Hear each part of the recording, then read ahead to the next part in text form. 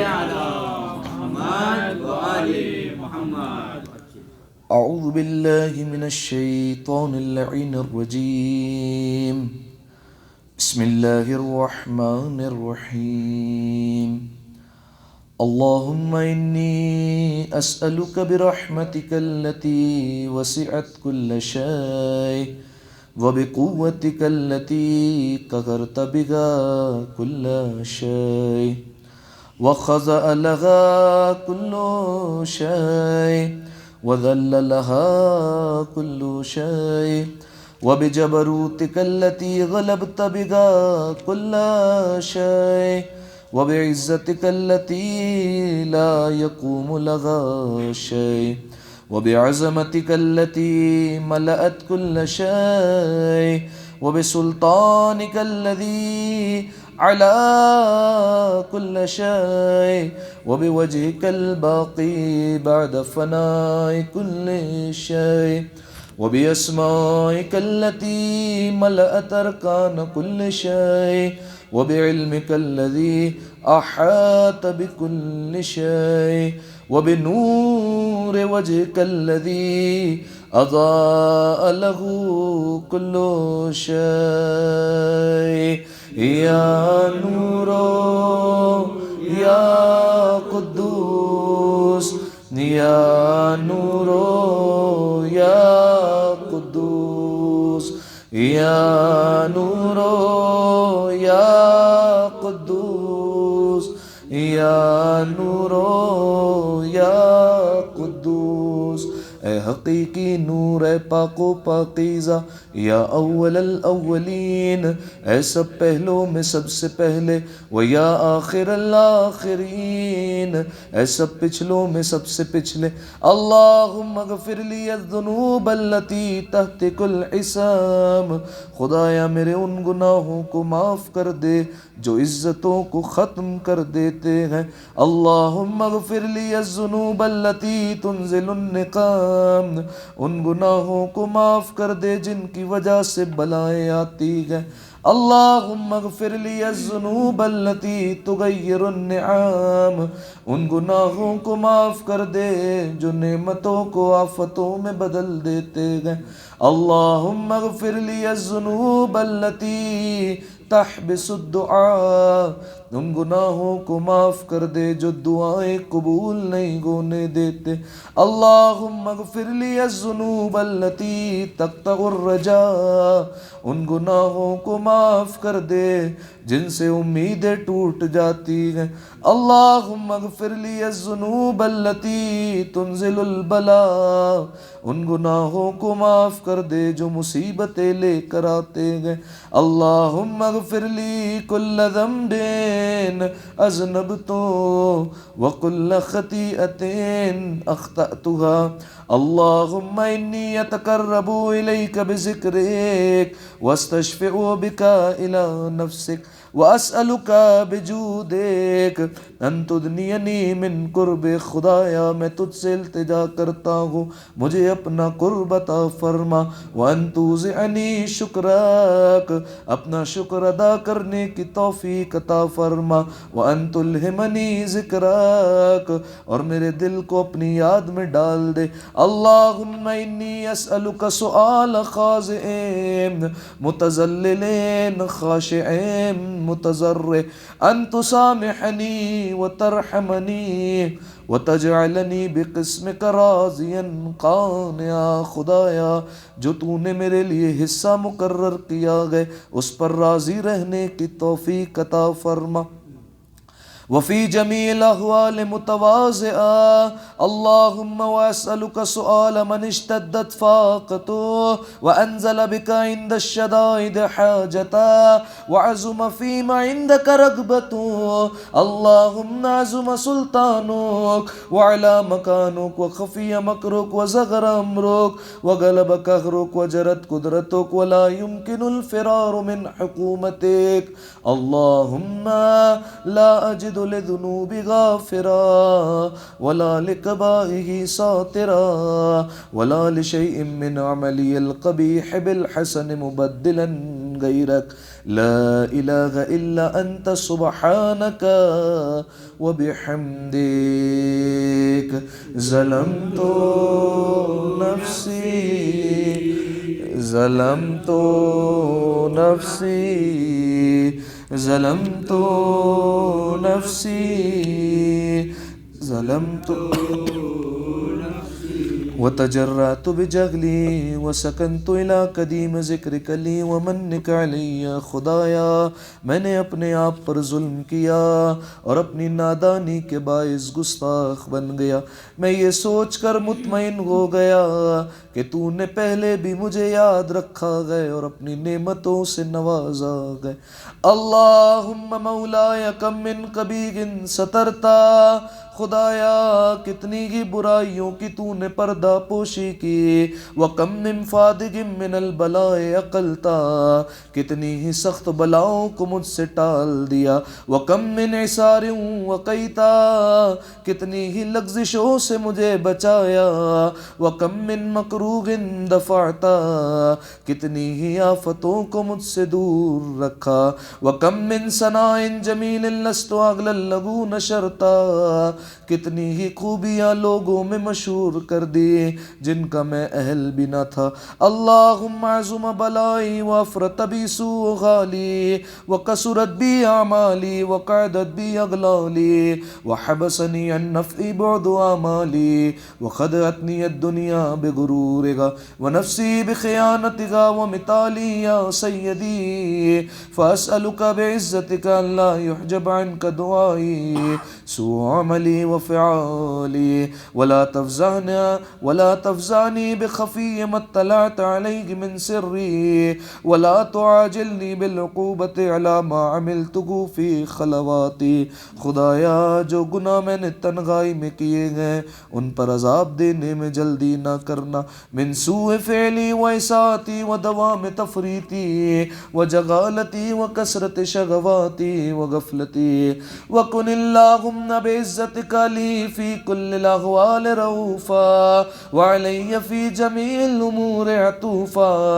الہی و مولایا و ربی من لی غیرک اسألہ کشف ضری والنظر فی امری. الہی و مولایا اجریت علی حکما اتبعت فیہ غوا نفسی ولم احترس فیہ من تزیین عدوی فغرنی بما ہوا واسعدہ على ذلك القضاء فتجاوزت بما جرى علي من ذلك بعد حدودك وخالفت بعد أوامرك فلك الحمد علي في جميع ذلك ولا حجة لي فيما جرى علي فيه قضاؤك وألزمني حكمك وبلاؤك. وقد أتيتك يا إلهي بعد تقصيري وإسرافي على نفسي معتذرا نادما منكسرا مستقيلا مستغفرا منيبا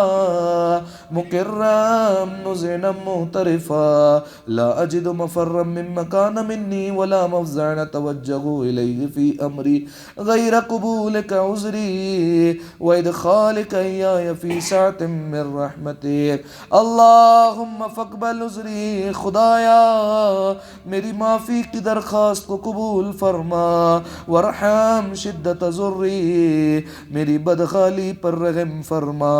وفکنی من شد وثاقی. یا رب ارحم ضعف بدنی. یا رب ارحم ضعف سب مل کر یا رب ارحم ضعف بدنی. خدایا میرے جسم کی ناتوانی پر رحم فرما. ورقت جلدی. میری جلد کی کمزوری پر رحم فرما.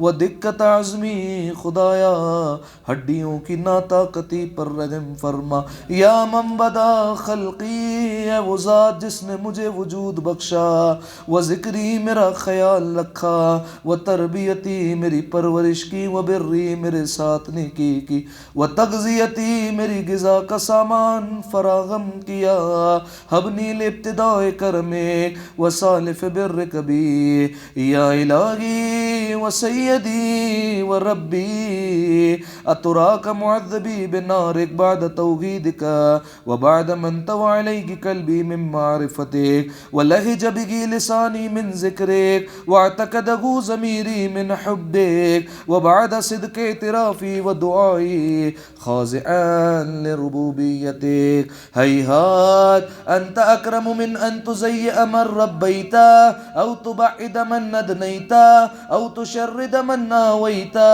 او تسلم الى البلاء من کفیتا ورغمتا ولیت شعری یا سیدی و الہی و مولاي اتسلط النار على وجوه خرت لعظمتك ساجدا، اے میرے مالک، میرے معبود، میرے مولا، کیا تو آتش جہنم کو ان چہروں پر مسلط کرے گا جو تیری عظمت کے باعث تیرے سامنے جھک جاتے گئے، وعلى ألسن نطقت بتوحیدک صادقا، اور کیا اس زبان پر آگ مسلط کرے گا جو سچے دل سے تیری توحید کا اقرار کرتی گئے، وہ بے شکر کا مادگا، اور شکر گزاری کے ساتھ تیری تعریف کرتی ہے، وعلى قلوب اعترفت بإلہیتک محققا، وعلى ضمائر حوت من العلم بک حتی صارت خاشعا، وعلى جوارح سعت الى اوطان تعبدک طائعتان واشارت باستغفارک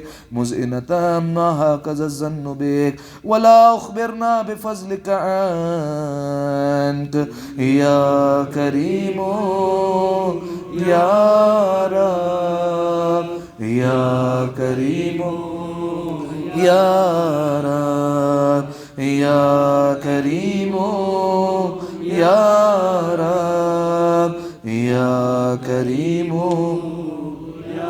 وانت تعلم ضعفی قلیل من بلاء الدنیا وعقوباتها، اے کریم، اے پالنے والے، تو میری کمزوری کو جانتا ہے، میں دنیا کی معمولی آزمائشوں، چھوٹی چھوٹی تکلیفوں اور ان سختیوں کو برداشت کرنے کی تاب نہیں رکھتا، وانت تعلم ضعفی قلیل من بلاء الدنیا وعقوباتها وما يجري فيها من المكاره على اهلها على ان ذلك بلاء ومكروه قلیل مکثه يسير بقاؤه قصير مدته، حالانکہ دنیا کی پریشانیاں معمولی ہے، تکلیف میں کم گئے اور آزمائشیں چھوٹی ہوا کرتی ہیں، فکیف احتمالی لبلاء الآخرہ، تو پھر آخرت کی بڑی پریشانیوں کو کیسے جھیلوں گا، وجلیل وقوع المکارہ فیہا وہو بلاء تطول مدتو، جبکہ ان کی مدت طویل ہوگی، ویدوم مقام، اور ہمیشہ ہمیشہ کے لیے ہوگی،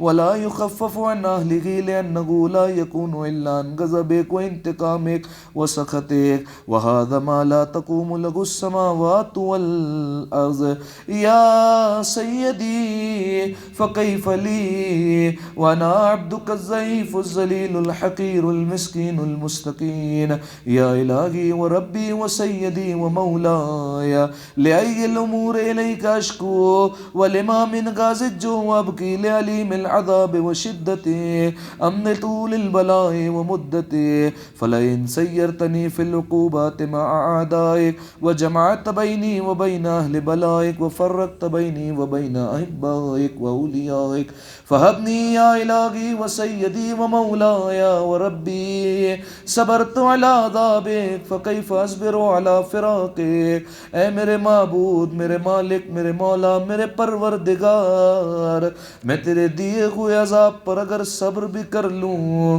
تیری رحمت سے جدائی پر کیسے صبر کروں گا، وَهَبْنِي صَبَرْتُ عَلَى غَرِّ نَارِكَ فَكَيْفَ أَصْبِرُ عَنِ النَّظْرِ إِلَى كَرَامَتِكَ، میرے مالک اگر جہنم کی تپش کو برداشت بھی کر لوں تو تیری نظر کرم سے محرومی کو کیسے برداشت کروں گا، ام کیف اسکن فی النار ورجائی یفوق فبعزتک یا سیدی و مولایا اقسم صادقا لئن ترکتنی ناطقا، اے میرے سردار میرے مولا، میں تیری عزت کی سچی قسم کھا کر کہتا ہوں اگر تو نے مجھے جہنم میں ڈال دیا اور وہاں پر میری گویائی کو سلامت رکھا، لازجن الیک بین اہلک زجیج العاملین، تو میں اہل جہنم کے درمیان تیرے نام لے کر تجھے ایسے ہی پکاروں گا جیسے کرم کے امیدوار پکارا کرتے ہیں، ولا صرخن الیک صراخ المستصرخین،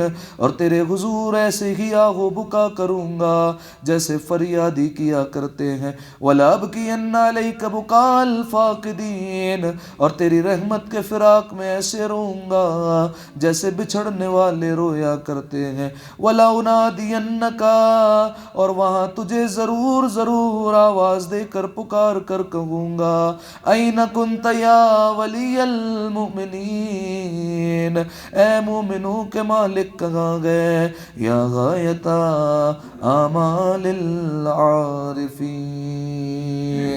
یا غیاث المستغیثین، یا غیاث المستغیثین، یا غیاث المستغیثین، یا حبیب قلوب الصادقین ویا الہ العالمین، افتراک سبحانک یا الہی وبحمدک تسمع فیہا صوت عبد مسلم سجن فیہا بمخالفتی وذاک طعم عذابہا بمعصیتی وحبس بین اطباقہا بجرم وجریرتی وہو یزج الیک زجیج معمل لرحمتک وینادیک بلسان اہل توحیدک ویتوسل الیک بربوبیتک، یا مولایا فکیف یبقى فی العذاب وهو یرجو ما سلف من حلمک ورعفتک ورحمتک، ام کیف تؤلمه النار وهو یأمل فضلک ورحمتک، ام کیف یورکه لہیبها وانت تسمع صوت وترى مکانا، کیف یشتمل علیہ زفیرها وانت تعلم ضعف، ام کیف یتقلقل بین اطباقها وانت تعلم صدقا، ام کیف تزجره زبانیتها وهو ینادیک یا رب، ام کیف یرجو فضلک فی عتقه منها فتترکه فیها ہیہات، ما ذلک الظن بک ولا المعروف من فضلک ولا مشبه لما عملت به الموحدین من برک واحسانک، فبالیقین اقطع له لولا ما حکمت به من تعذیب جاہدیک وقضیت به من اخلاد معاندیک لجعلت النار كلها بردا وسلاما وما كان لعهد فيها مكرا ولا مقاما لكنك تقدست اسماؤك اقسمت ان تملأ من الكافرين من الجنة والناس اجمعين وان تخلد فيها المعاندين وان تجل ثناؤك قلت مبتدئا وتطولت بالانعام متكرما افمن كان مؤمنا كمن كان فاسقا لا يستوون الهي وسيدي فاسألك بالقدرة التي قدرتها وبالقضية التي ختمتها وحكمتها وغلبت من عليه أجريتها أن تغب لي في هذه الليلة وفي هذه الساعة كل جرم أجرمت وكل ذنب أذنبت وكل كبير أسررت وكل جهل عملت كتمته أو أعلنت وأخفيته أو أظهرت وكل سيئة أمرت بإثباتك الكرام الكاتبين الذين وكلتهم بحفظ ما يكون مني وجعلتهم شهودا علي مع جواره وكنت أنت الرقيب علي من ورائهم والشاهد لما خفي عنهم وبرحمتك أخفيت وبفضلك سترت وأن توفر حظي من كل خير أنزلت أو إحسان فضلت أو بر نشرت أو رزق بسطت أو ذنب تغفره أو خطأ تستره يا ربي يا ربي يا رب يا ربي يا ربي يا رب، سب مل کر یا ربی یا الہی و سیدی و مولاي ومالک رزقی یا من بیدہ ناصیتی یا علیما بذری و مسکنتی یا خبیرا بفقری و فاقتی یا رب یا رب یا رب یا رب یا رب یا رب یا رب یا رب یا رب اسألك بحقك وقدسك وعظم صفاتك واسمائك ان تجعل اوقاتي في الليل والنهار بذكرك معمورا وبخدمتك موصولا واعمالي عندك مقبولا حتى تكون اعمالي واورادي كلها وردا واحدا وحالي في خدمتك سرمدا يا سيدي يا من عليه معولي يا من اليه شكوت احوالي یا رب یا رب یا رب یا رب یا رب یا رب یا رب یا رب یا رب قوي على خدمتك جوارحي واشدد على العزيمة جوانحي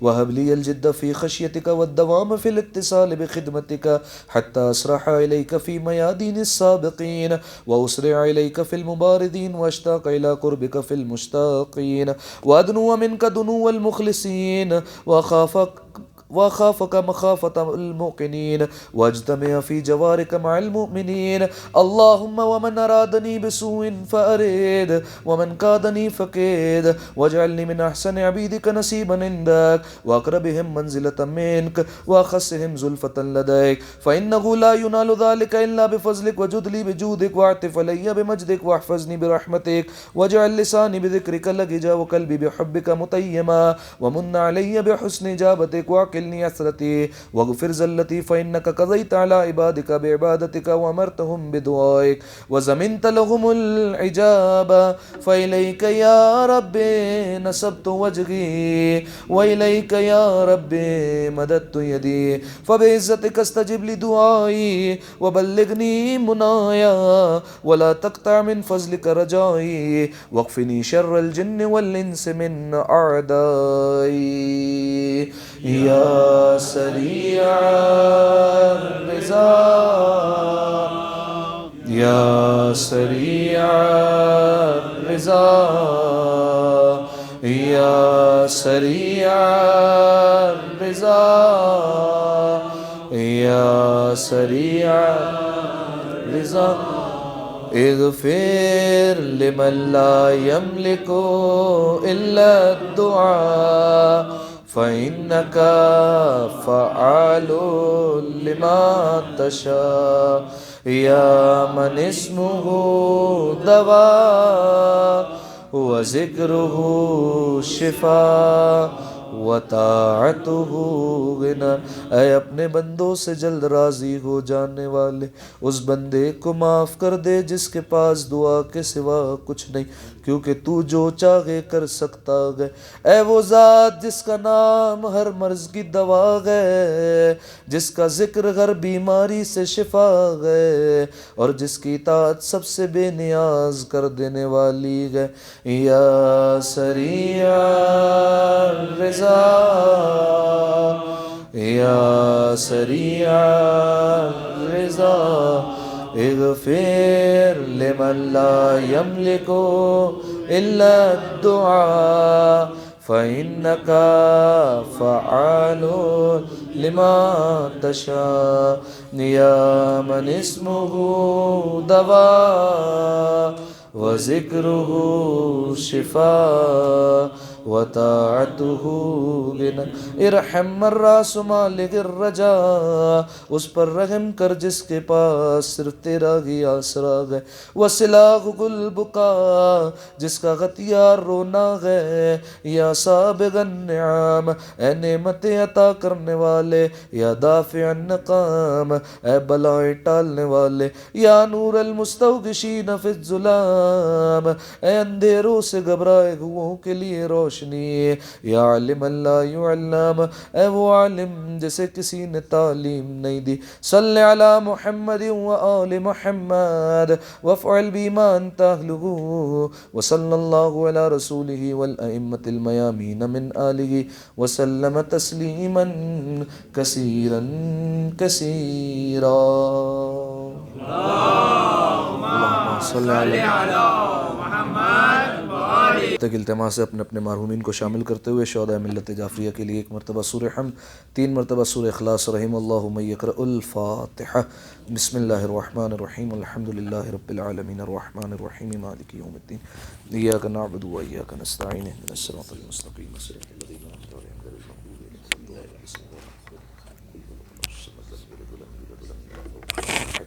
بسم اللہ الرحمن الرحیم، قل هو اللہ احد الصمد لم یلد ولم یولد ولم یکن له کفوا احد۔ بسم اللہ الرحمن الرحیم، قل هو اللہ احد اللہ الصمد لم یلد ولم یولد۔ اللهم اغفر للمؤمنین والمؤمنات والمسلمین والمسلمات الاحیاء منهم والاموات، اللهم تابع بیننا وبینهم بالخیرات انک مجیب الدعوات انک علی کل شیء قدیر برحمتک یا ارحم الراحمین۔ وآل محمد صلوات۔ اللہم صلی علی محمد وآل محمد۔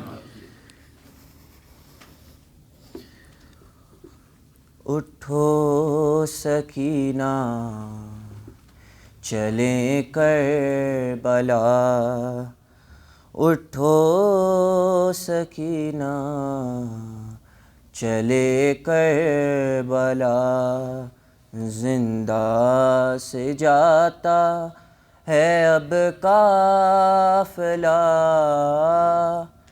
اٹھو سکینہ چلیں کربلا، مجھے شاہزادی تمہاری قسم نہ رکھوں گی زندہ سے بغیر قدم، سفر کی اب ہوتی ہے تیاریاں، اماری میں بیٹھے اہل حرم، غربت کا میری تمہیں واسطہ، اٹھو سکینہ چلیں کربلا، چھوٹی سی تربت پہ ماں نے کہا،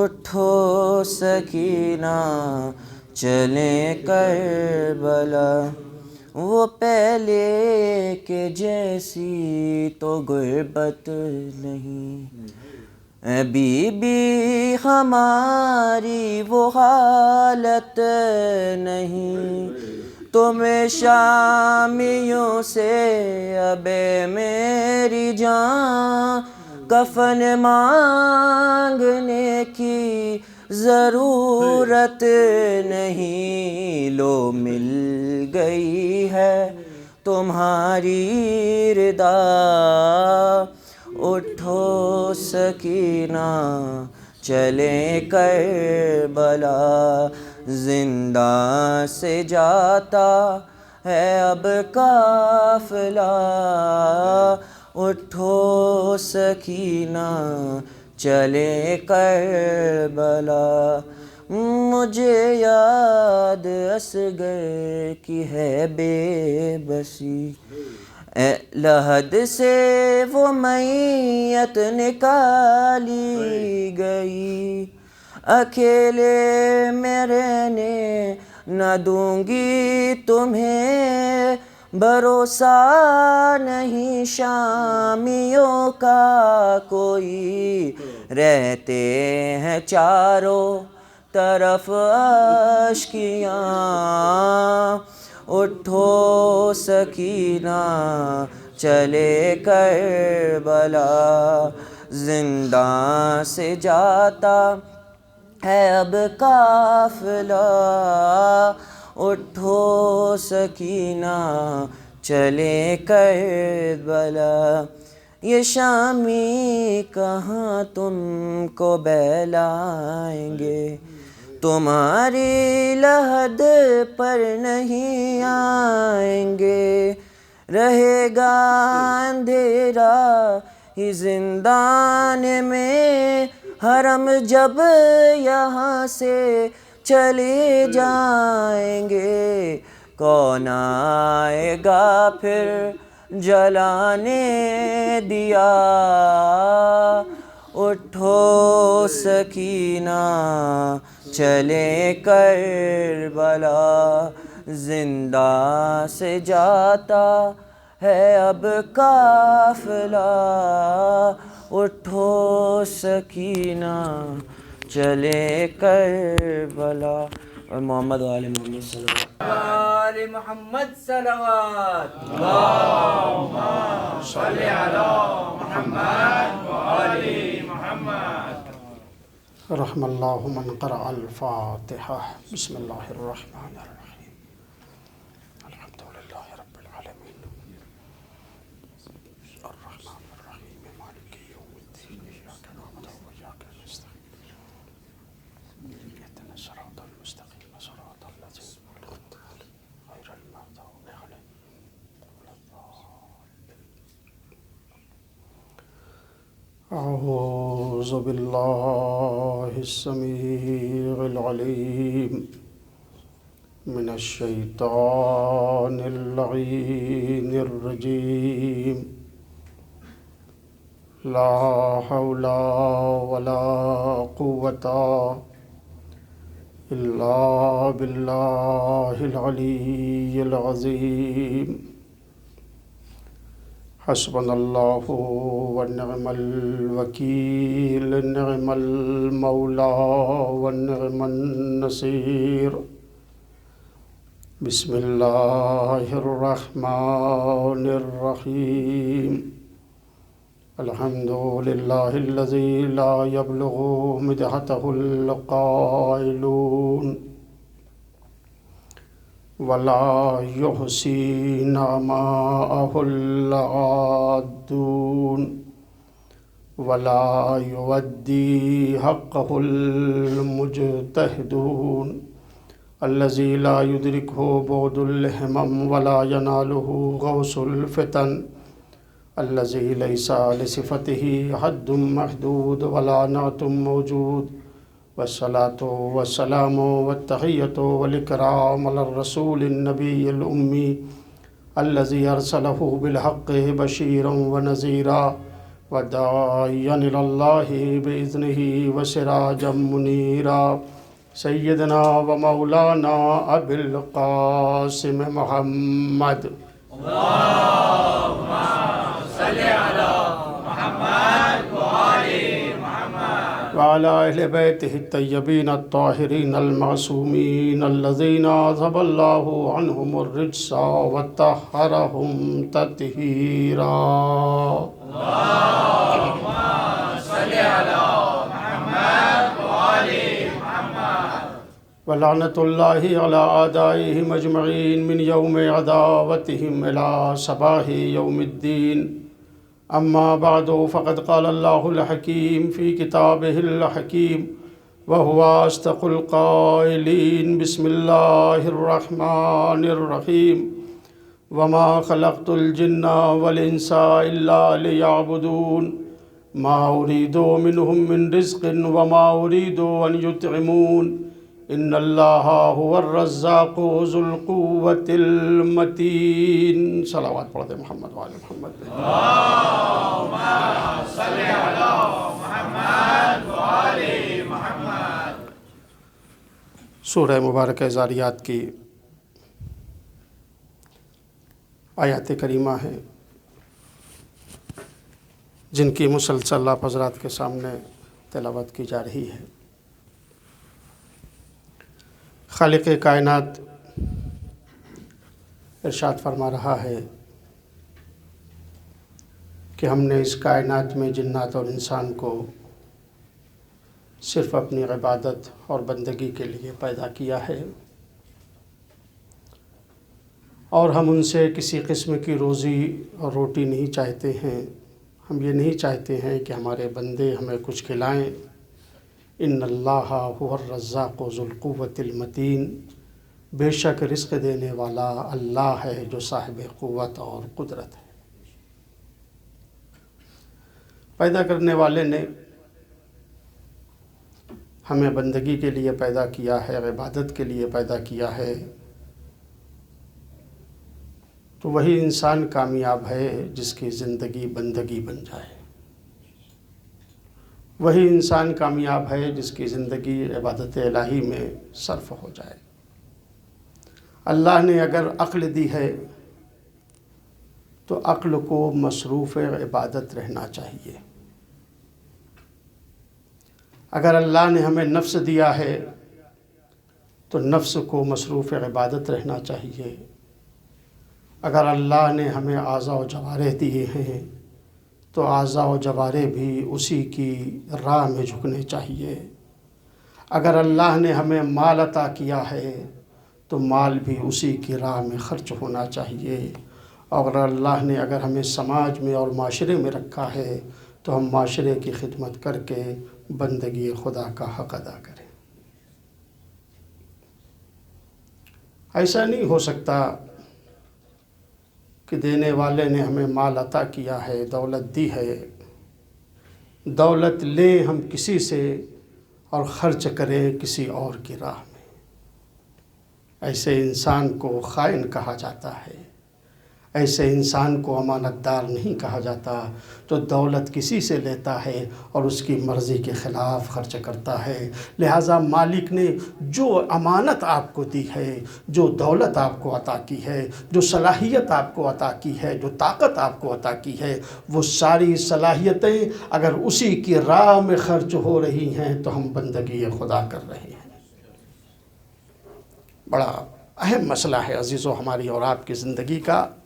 لیکن کل ایک روایت میں نے آپ کے سامنے عرض کی تھی کہ یہ عبادت اور بندگی جو ہماری زندگی کا مقصد ہے، ہماری حیات کا مقصد ہے، ہماری غرض خلقت ہے، لیکن اس عبادت سے پہلے معرفت ضروری ہے۔ المعرفت قبل الصلاۃ، حدیث میں یہ وارد ہوا ہے کہ نماز پڑھنے سے پہلے معرفت حاصل کی جائے۔ آپ جس کے لیے کھڑے ہوئے ہیں، قیام کیا ہے، آپ جس کے لیے رکوع کرنے جا رہے ہیں، سجدہ کرنے جا رہے ہیں، پہلے آپ اسے پہچانیں۔ ورنہ روایت میں یہ فقرہ وارد ہوا ہے، لا یقبل عمل الا بالمعرفہ، کوئی بھی انسان کا عمل اس وقت تک قبول نہیں ہوتا جب تک اس کی معرفت نہ پائی جائے، اور جتنی معرفت ہوگی اتنا ہی عمل میں زور پیدا ہوگا معرفت کے اعتبار سے۔ اور یہ بات عزیزو صرف نماز کے سلسلے میں نہیں ہے کہ معرفت ضروری ہے خالق کی، بلکہ اگر آپ زیارت کے سلسلے میں جو روایات وارد ہوئی ہیں،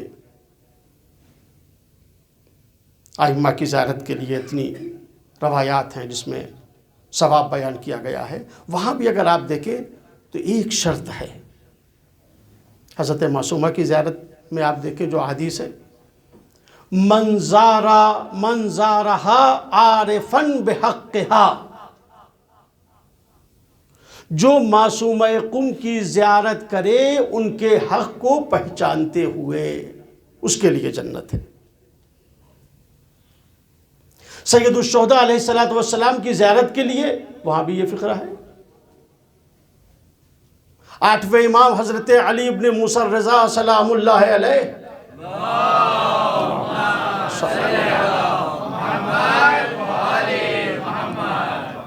ان کی زیارت کے لیے بھی آپ دیکھیں، وہاں بھی یہی شرط ہے، جس نے امام رضا کی زیارت کی ان کے حق کو پہچانتے ہوئے، عارفا بحقہ، اس کے لیے یہ ثواب ہے۔ راوی نے کہا 9ویں امام سے، کہا مولا یہ آپ کے بابا ہمارے اور آپ کے 8ویں امام، ان کی زیارت کے سلسلے میں جو یہ ثواب بیان کیا گیا ہے کہ جو 8ویں امام کی زیارت کرے ان کے حق کو پہچانتے ہوئے اس کے لیے جنت ہے، تو مولا یہ عارفاً بحق ہی کے معنی کیا ہیں؟ یا 8ویں امام کی زیارت ان کی معرفت کے ساتھ کی جائے. تو یہ معرفت کے معنی کیا ہے؟ ہم کس طریقے سے زیارت کریں تاکہ ہماری زیارت بامعرفت ہو. ہمارے اور آپ کے لیے بھی الحمدللہ زیارت کے لیے مومنین جاتے ہیں، لیکن جتنی معرفت ہوگی اتنا ہی اسے ثواب ملے گا. عبادت اور بندگی میں بھی جتنی معرفت ہوگی اتنا جو ہے وہ اسے ثواب ملے گا. یہی وجہ ہے اگر کوئی معرفت کی 9 منزل پر فائز ہے تو اس کی عبادت کا ثواب کچھ اور ہے، کوئی معرفت کی 10ویں منزل کے اوپر ہے تو اس کی معرفت کا ثواب کچھ اور ہے. مولا بتائیے یہ امام رضا علیہ السلام کی زیارت ان کے حق کو پہچانتے ہوئے عارفاً بحقی، اس سے مراد کیا ہے؟ مولا ہم کس طرح سے آپ کے پدر بزرگوار کی زیارت کریں تاکہ ہماری زیارت بامعرفت زیارت ہو. 9ویں امام سے یہ سوال کیا گیا. 9ویں امام حضرت محمد تقی صلوات اللہ وسلم علیہ. اللہم صلی علی محمد وآل محمد. آپ نے فرمایا کہ جو میرے بابا کی زیارت ان 4 شرطوں کے ساتھ کرے وہ زیارت بامعرفت زیارت ہے، اس کا ثواب ہے الجنہ. وہ زیارت جنت کے برابر ہے، جنت اس کا نتیجہ ہے زیارت کا. مولا وہ 4 شرطیں کون ہیں؟ امام نے فرمایا پہلی شرط یہ ہے کہ زائر جب میرے بابا کی زیارت کے لیے آئے تو اس کا یہ عقیدہ ہو کہ ہم جس کی زیارت کے لیے آئے ہیں انہو امام، یہ امام ہے. یہ پہلا مسئلہ ہے جو امام نے بیان کیا معرفت کے سلسلے میں. کہا 4 شرطوں کے ساتھ، 4 باتوں کے ساتھ جو زیارت کرے گا وہ بامعرفت زیارت ہوگی. پہلی شرط یہ ہے انہو امام، اس کا یہ عقیدہ ہو کہ ہم جس کی زیارت کے لیے آئے ہیں یہ ہمارا امام ہے. امام کون ہے؟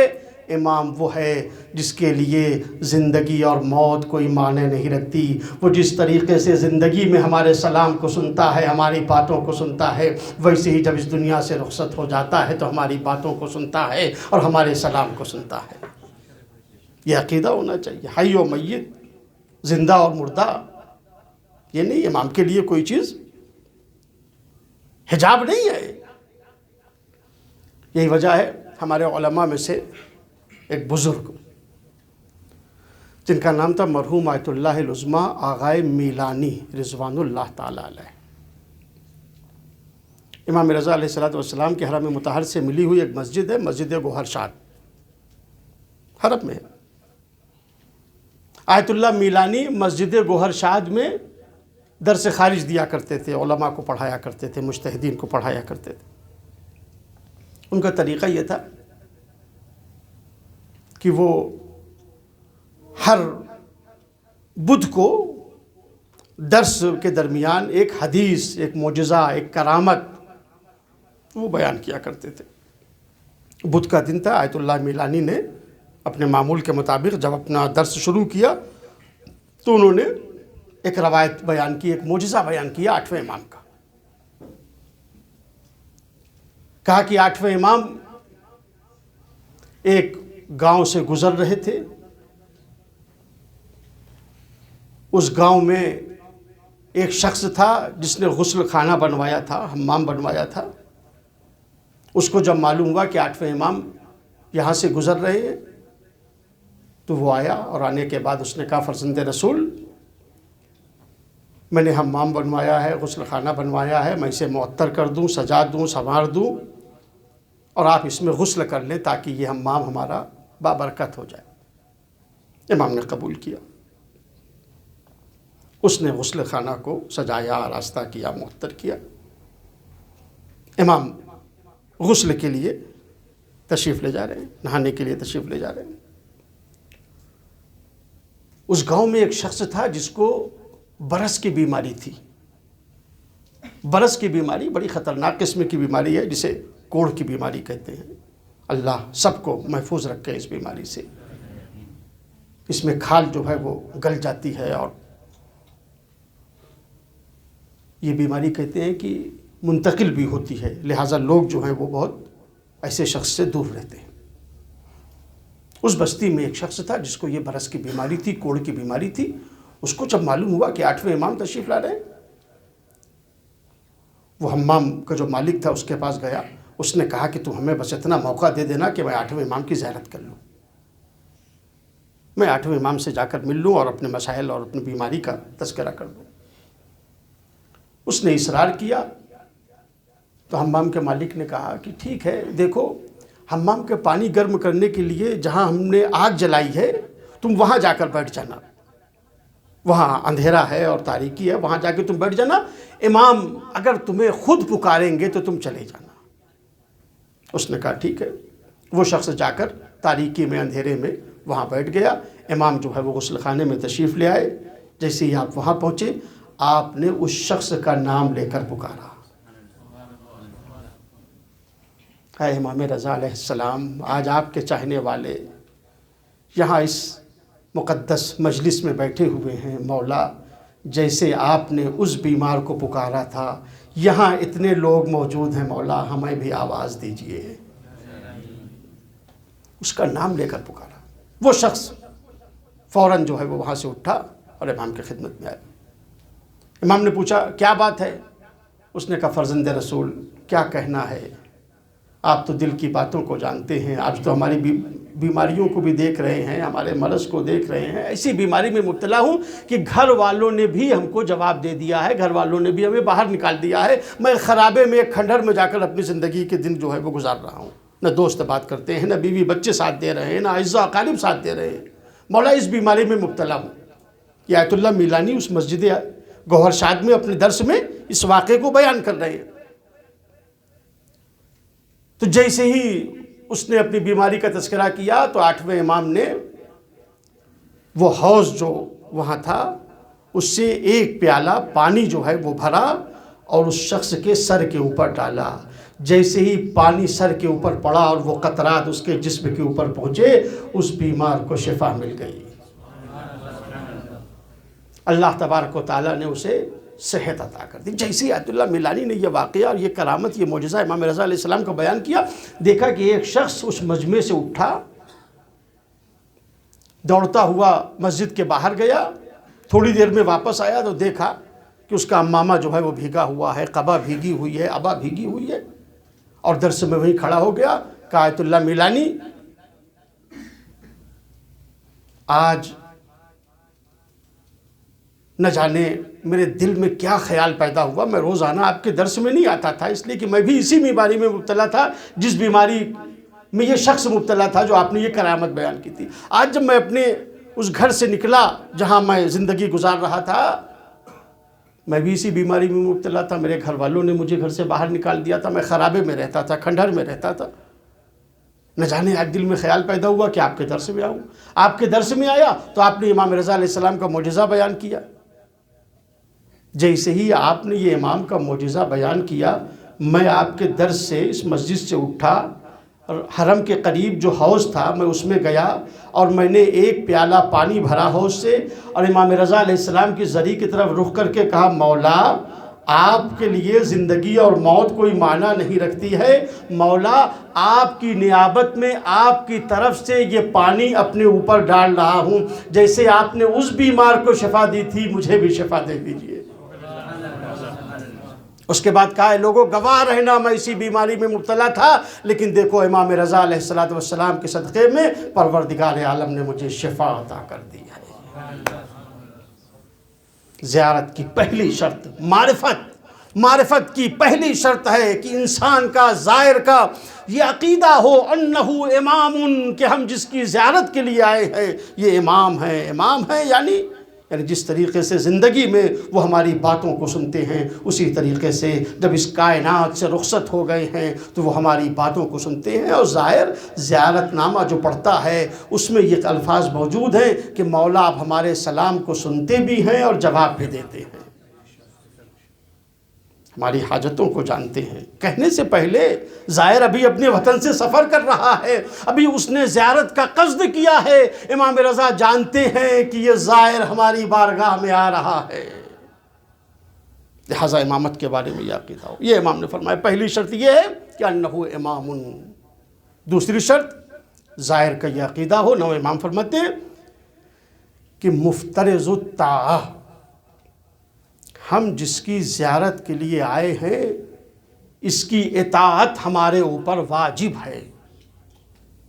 اللہ نے اس کی اطاعت کو ہمارے اوپر واجب قرار دیا ہے.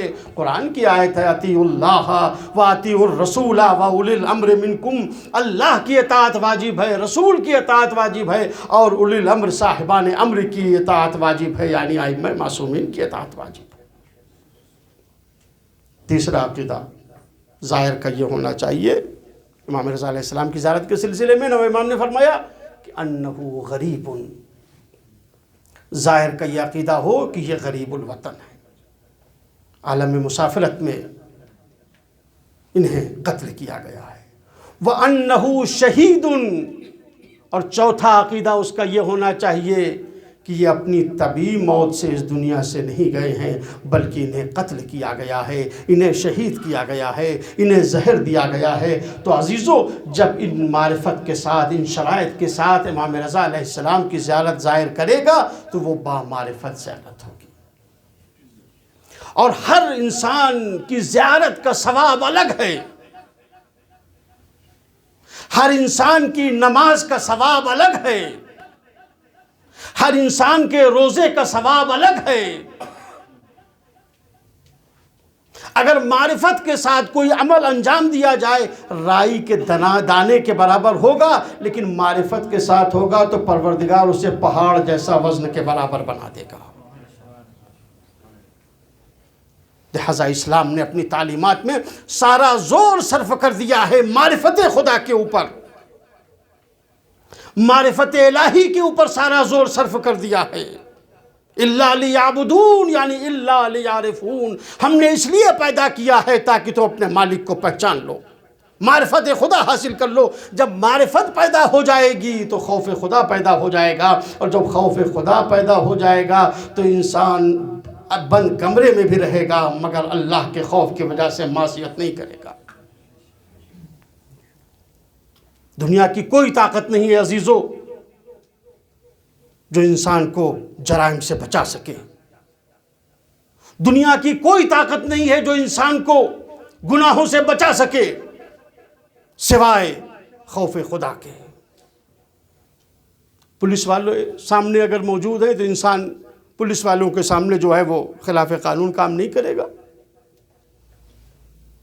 فوجی نگاہ کے سامنے ہیں تو ان کے سامنے جو ہے وہ انسان خلاف قانون کام نہیں کرے گا، جرم نہیں کرے گا.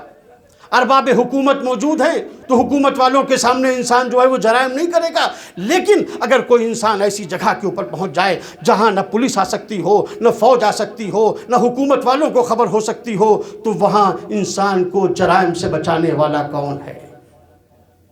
بس اسلام یہی سمجھا رہا تھا کہ دیکھو، جو کام پولیس نہ کر سکے گی، جو کام فوج نہ کر سکے گی، جو کام حکومت نہ کر سکے گی، وہ کام خوف خدا کر لے گا. جب دیکھنے والا دیکھ رہا ہے تو انسان وہاں جرم نہیں کر رہا، وہاں گناہ نہیں کر رہا ہے کہ یہاں لوگ دیکھ رہے ہیں. مگر جب وہ ایسی جگہ کے اوپر پہنچ گیا جہاں کوئی دیکھنے والا نہیں ہے، اب وہ ہے اور گناہ کے لیے سارے امکانات فراہم ہیں. اگر کوئی طاقت اس انسان کو گناہ سے روک سکتی ہے تو یہی معرفت الہی ہے، یہی معرفت کا نتیجہ خوف خدا ہے. لہذا انسان کے لیے پروردگار عالم نے اسی کو واجب قرار دیا ہے. ائمہ معصومین علیہ السلام، انبیاء کرام علیہ السلام، ان سب کی تعلیمات کا محصل صرف یہی ایک کلمہ ہے کہ انسان اپنے خدا کو پہچان لے، انسان اپنے پروردگار کو پہچان لے گا خدا کو، اس کی عظمتوں کو پہچان لے گا تو پھر انسان کے قدم رک جائیں گے، پھر وہ لغزش نہیں کرے گا، پھر اسے عبادت کرنے میں، بندگی کرنے میں گرانی کا احساس نہیں ہوگا. کسی نے صادق آل محمد حضرت امام جعفر صادق صلوات اللہ وسلام علیہ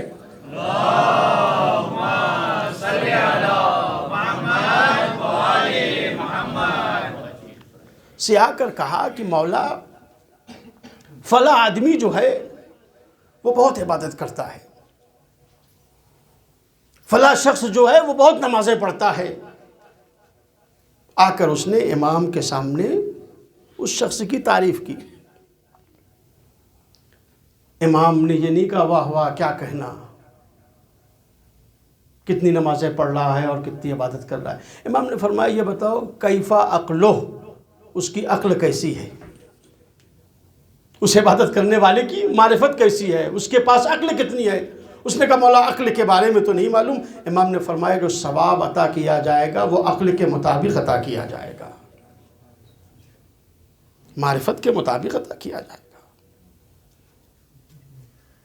اس کے بعد چھٹے امام نے اس شخص سے ایک واقعہ بیان کیا۔ کہا بنی اسرائیل میں ایک شخص تھا جو ایک جزیرے میں اللہ کی عبادت کر رہا تھا، راتوں کو عبادت کرتا تھا، دن میں عبادت کرتا تھا، روزے سے رہتا تھا، اتنی عبادت کی، اتنی بندگی کی کہ ادھر سے ایک فرشتے کا گزر ہوا۔ فرشتے نے اس کی عبادت کو دیکھا، خدا کی بارگاہ میں ہاتھوں کو جوڑ کے گزارش کی، کہا پروردگار یہ بتا، یہ اتنا بڑا عابد ہے، اتنا بڑا سجدہ گزار ہے، اس کا ثواب کتنا ہوگا، اس کا اجر تو نے کتنا رکھا ہے۔ اللہ نے اس کے ثواب کو بیان کیا اور کہا اس کا لیے ہم نے یہ اجر رکھا ہے، ہم نے اس کے لیے یہ انعام رکھا ہے۔ فرشتے نے دیکھا، کہا پروردگار یہ تو بہت ہی کم ہے اس عبادت کے مقابلے میں، یہ تو مسلسل سجدے پہ سجدہ کرتا جا رہا ہے، روزے پہ روزہ رکھ رہا ہے، رکوع پہ رکوع کر رہا ہے، پروردگار یہ تو تیری عبادت اور بندگی میں مشغول ہے اور تو نے اس کے لیے اتنا کم ثواب رکھا ہے، اس کی کیا وجہ ہے؟ اللہ نے اس فرشتے کو حکم دیا تم انسانی شکل میں جاؤ اس کے پاس اور جا کر خود دیکھو کہ میں نے اس کا ثواب اتنا کم کیوں رکھا ہے، اس عبادت کا اجر اتنا کیوں کم رکھا ہے۔ وہ انسانی شکل میں وہ فرشتہ آیا اور آنے کے بعد اس کے ساتھ وہ بھی عبادت پہ مصروف ہو گیا۔ ایک دن اس کے ساتھ رہا، دوسرے دن صبح کے وقت اس سے پوچھا، کہا بھائی یہ بتاؤ تم اتنے دنوں سے یہاں اللہ کی عبادت کر رہے ہو، یہ ایک بہترین جزیرہ ہے اور سرسبز جگہ ہے، تمہاری کوئی خواہش، کوئی تمنا، کوئی دعا؟ اس نے کہا ہاں بس ایک خواہش ہے، ایک میری تمنا ہے، ایک چیز کے لیے دعا کرتا ہوں کہ اتنا سبزہ ہے، چاروں طرف ہریالی ہے، بس اللہ اپنے گدھے کو بھیج دے اور وہ آ کر یہ ہریالی کو چر لے، یہ خواہ مخواہ کے لیے ضائع ہو رہی ہے، برباد ہو رہی ہے۔ فرشتے نے کہا پروردگار تو نے سچ کہا ہے، عقل کے مطابق جو ہے وہ عبادت کا ثواب ملتا ہے۔ ایک صلوات پڑھ دے محمد و آل محمد۔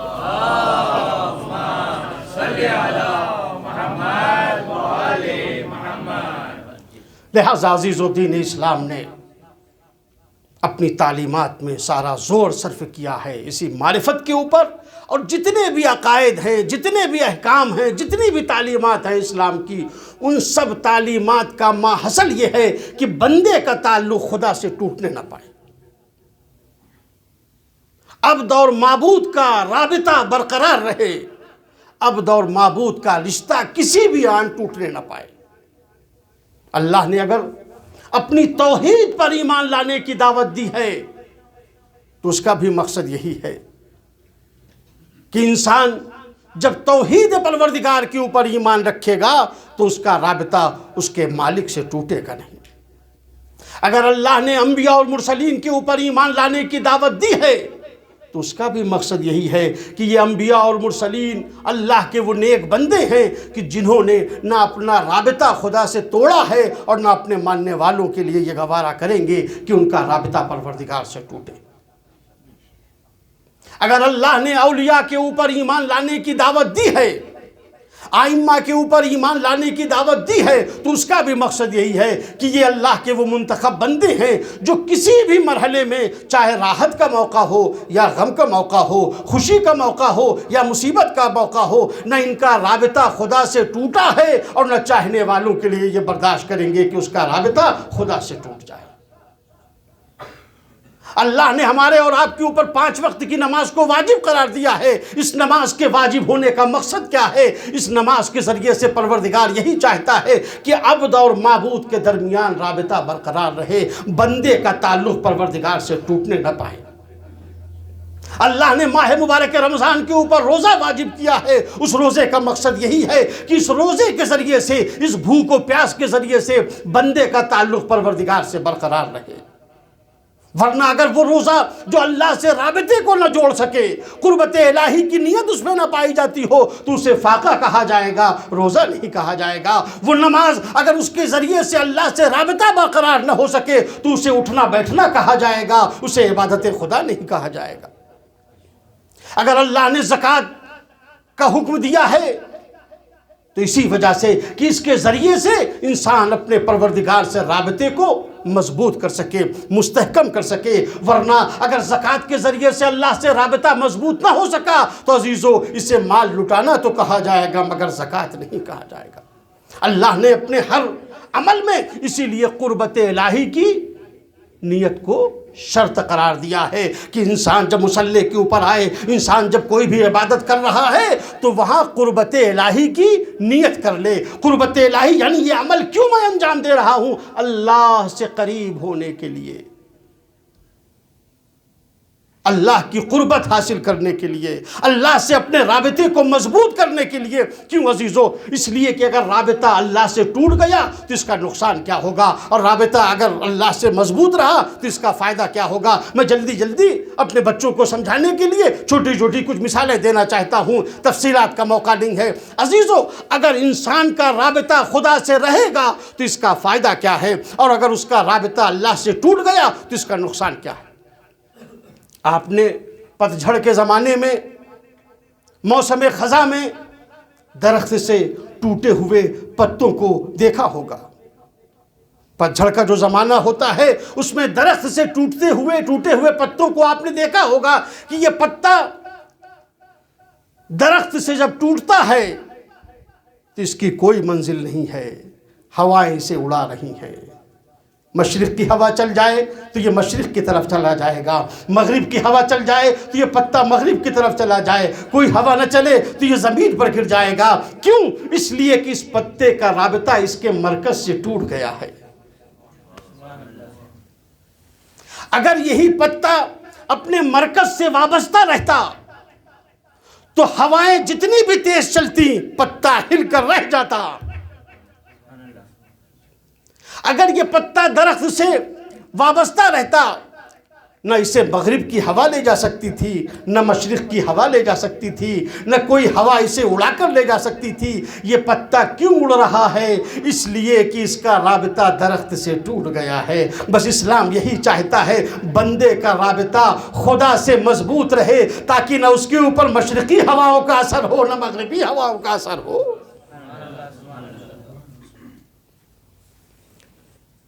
جس انسان کی کوئی حیثیت نہیں ہوتی ہے، کوئی اس کی منزل نہیں ہوتی ہے، اس کا کوئی ہدف نہیں ہوتا ہے، اس کے لیے یہ کہا جاتا ہے کہ اس کی مثال کٹی ہوئی پتنگ کی ہے۔ کیا معنی ہے؟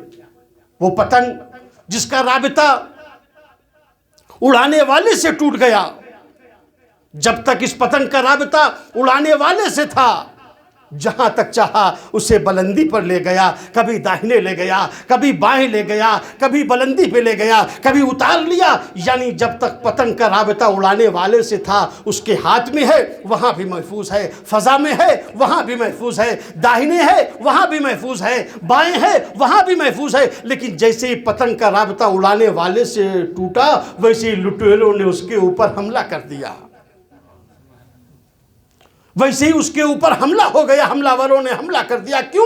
اس لیے کہ پتنگ کا رابطہ اڑانے والے سے ٹوٹ گیا ہے۔ عزیزو اتنی بات تو سمجھ میں آئی کہ جب تک اس کا رابطہ مرکز سے رہتا ہے اس پر کوئی حملہ نہیں کر سکتا۔ یہ تو میں نے گاؤں کی زندگی کی مثال دی، میں نے بچوں کی زندگی کی مثال دی۔ اب آپ شہر کی ترقی یافتہ دور کی مثال سنیں۔ اخبار میں خبر چھپی، ٹی وی اور ریڈیو کے اوپر خبر نشر ہوئی کہ فلاں جہاز فلاں راکٹ گر کر تباہ ہو گیا۔ وجہ کیا ہے؟ کیا وجہ تو کچھ اور نہ معلوم ہو سکی، بس اس کا کنٹرول روم سے رابطہ ٹوٹ گیا تھا۔ جو کنٹرول روم تھا، جو اس کو اڑانے والے تھے، اس سے اس راکٹ کا رابطہ ٹوٹ گیا تھا، اس جہاز کا رابطہ اس سے ٹوٹ گیا تھا۔ اس لیے یہ جہاز فنا ہو گیا، اس لیے یہ راکٹ فنا ہو گیا۔ یعنی جب تک راکٹ کا رابطہ کنٹرول روم سے رہا وہ بلندیوں میں اڑتا رہا، جب چاہا جہاں چاہا اسے لے کر چلے گئے، چاند پر لے کے چلے گئے، کسی سیارے کے اوپر لے کے چلے گئے، مگر جب اس کا رابطہ کنٹرول روم سے ٹوٹ گیا تو وہ راکٹ تباہ ہو گیا، وہ جہاز تباہ ہو گیا۔ اے عزیزو، بس اسلام یہی چاہتا ہے کہ تم نے دیہات کی زندگی میں بھی دیکھا، تم نے پتوں کو بھی اڑتے ہوئے دیکھا، تم نے پتوں کو ٹوٹتے ہوئے بھی دیکھا، تم نے جہاز کو بھی گرتے ہوئے دیکھا، لیکن جس کا کوئی مرکز رہتا ہے، اگر مرکز سے وابستہ ہے تو پھر اسے کوئی فنا نہیں کر سکتا۔ لہذا عزیزو، اسی لیے دین اسلام نے اپنی تعلیمات میں سارا زور صرف کر دیا ہے کہ عبد کا رابطہ اپنے معبود سے کسی بھی لمحے ٹوٹنے نہ پائے۔ ایک صلوات پڑھ دیں محمد و آل محمد پہ۔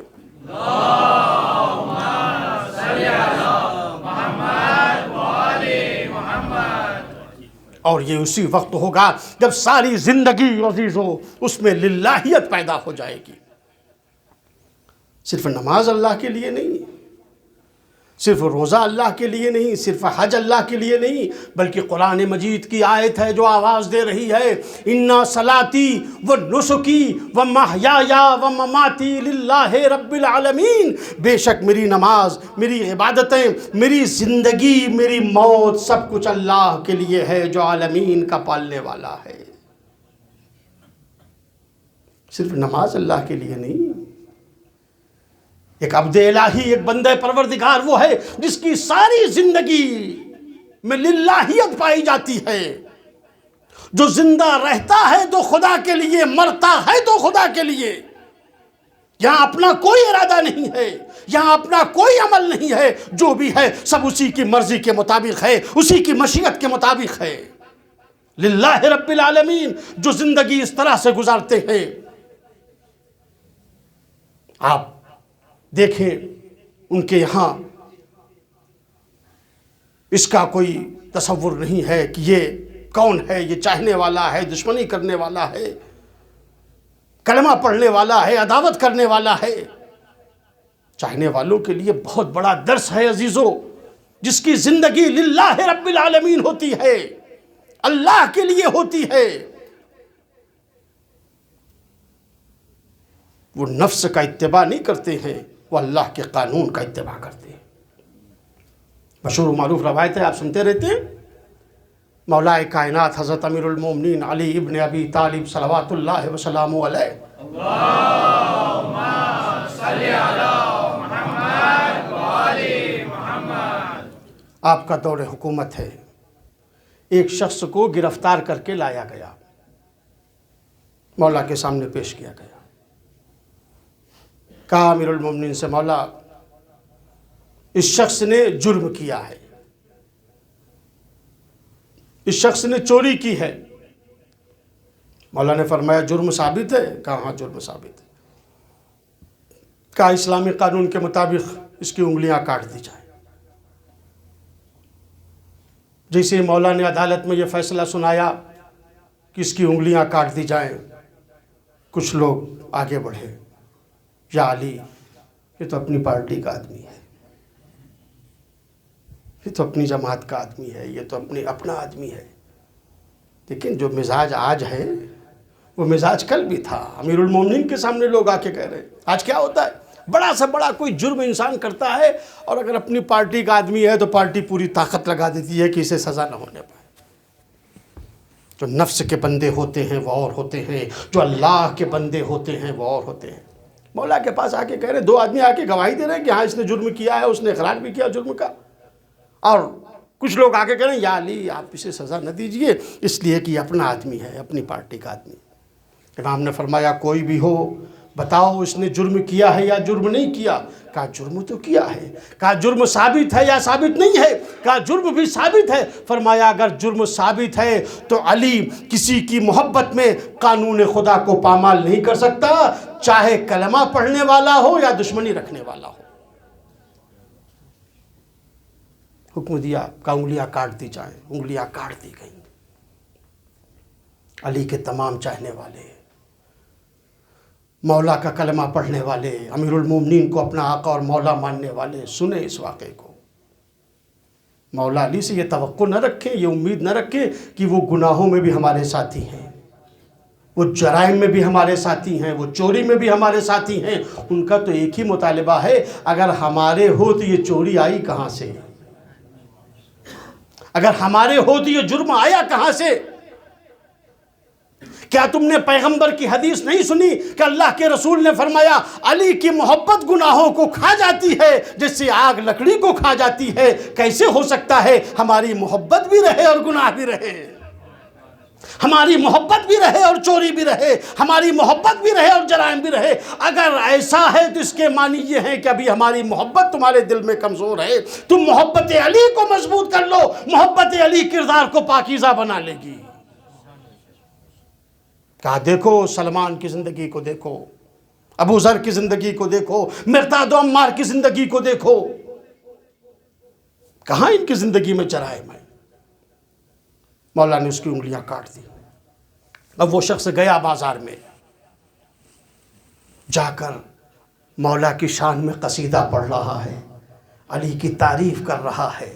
کسی نے آ کے کہا مولا عجیب آدمی ہے، آپ نے اس کی انگلیاں کاٹی ہیں اور وہ آپ کا قصیدہ پڑھ رہا ہے بازار میں کھڑا ہو کر، آپ کی مدح کر رہا ہے۔ آپ نے امام حسن کو بھیجا، کہا جاؤ اسے بلا کر لاؤ۔ امام حسن تشریف لے گئے اور اسے بلا کے لائے۔ مولا نے اس سے پوچھا، کہا میں نے تو تیری انگلیاں کاٹی ہیں، میں نے سنا ہے کہ تو بازار میں کھڑا ہو کر میری مدح کر رہا ہے، میری شان میں قصیدہ پڑھ رہا ہے۔ کہا یا علی میں کیوں نہ اس کی تعریف کروں جس نے مجھے آتش جہنم سے بچا لیا؟ یا علی میں کیوں نہ اس کی تعریف کروں؟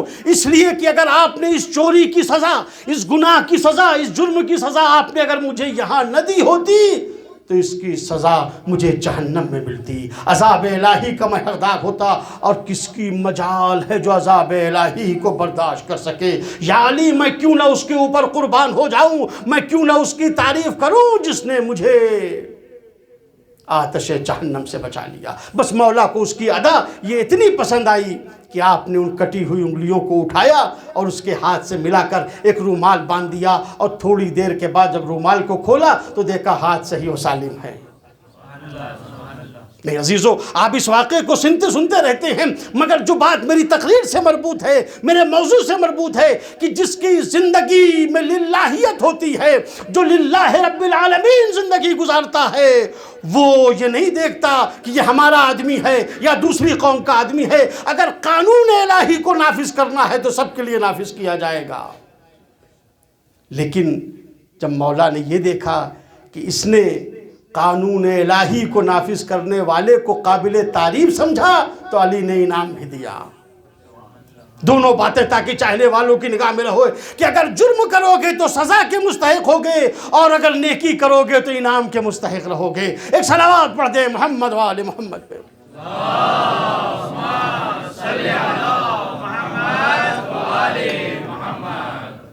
یہ ہے عزیزو ان کی زندگی جنہیں اللہ نے ہمارا امام قرار دیا ہے، جو بندگی خدا کا درس دینے کے لیے آئے ہیں۔ ان کی زندگی کی ہر سانس عبادت الہی میں صرف ہوئی ہے، ان کی زندگی کا ہر عمل بندگی پروردگار ہے، ان کی ساری زندگی میں للہیت ہے۔ یہی چاہنے والوں سے بھی مطالبہ کیا ہے، اللہ کی راہ میں قربانی پیش کرو، اللہ کی دین کی ترقی کے لیے آگے بڑھو، سماج اور معاشرے کی خدمت کر کے اپنی بندگی کا ثبوت دو۔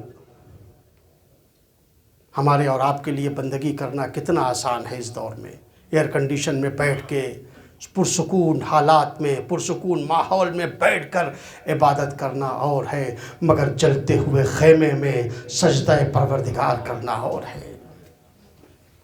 ہمارے اور آپ کے لیے بندگی کرنا کتنا آسان ہے، مگر جہاں 72 لاشیں پڑے ہوں، جہاں لاش کے ٹکڑے پڑے ہوں، وہاں سر کو سجدہ معبود میں رکھ کے آواز دے رضن بقضائہ و تسلیم۔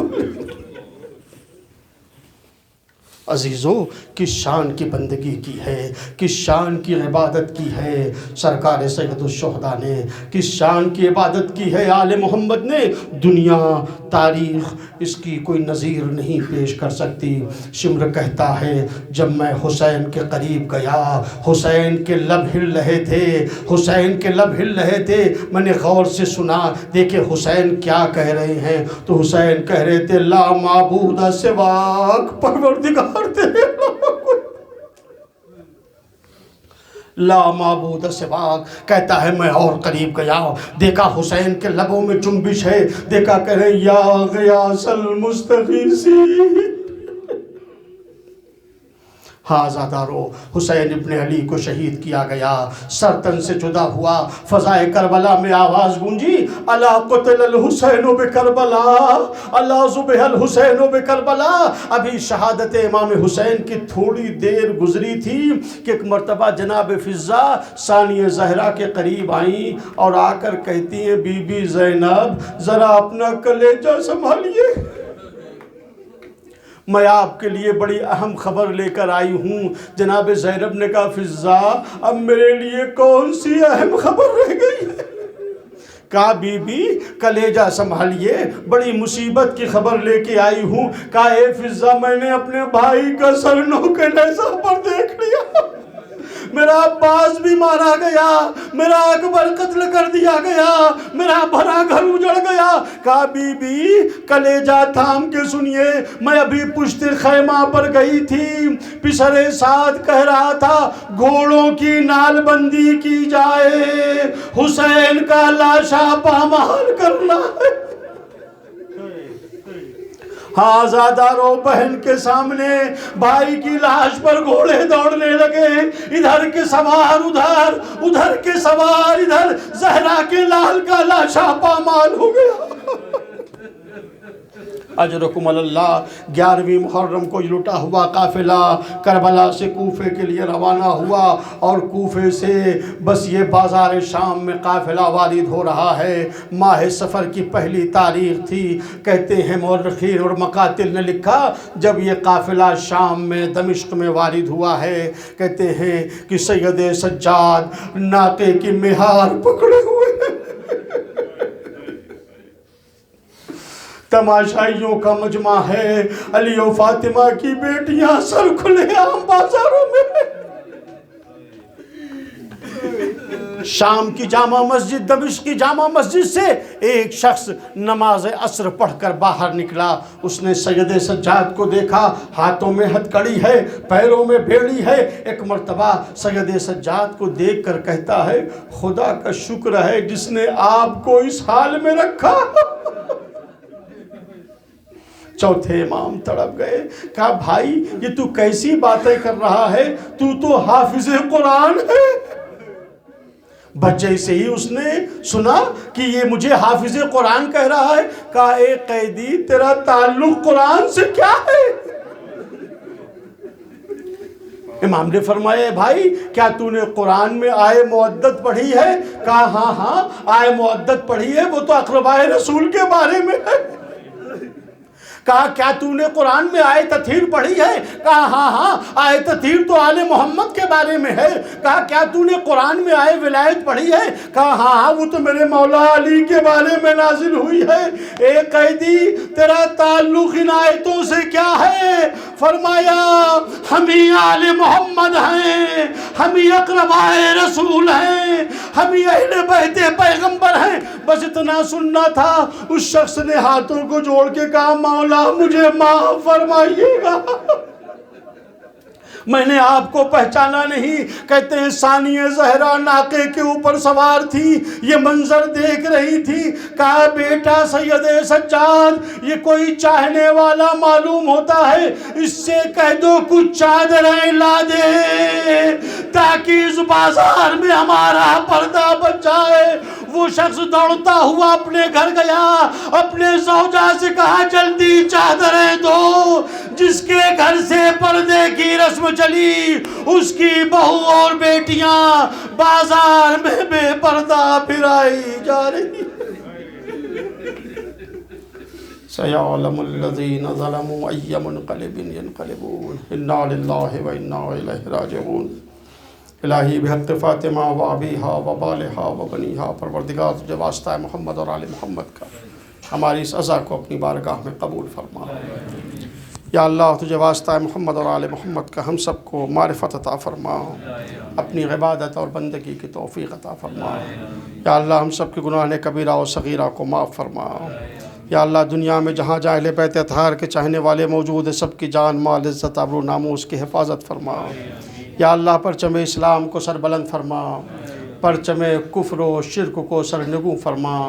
یا اللہ دشمنان اسلام کے شر کو انہی کی طرف واپس کر دے۔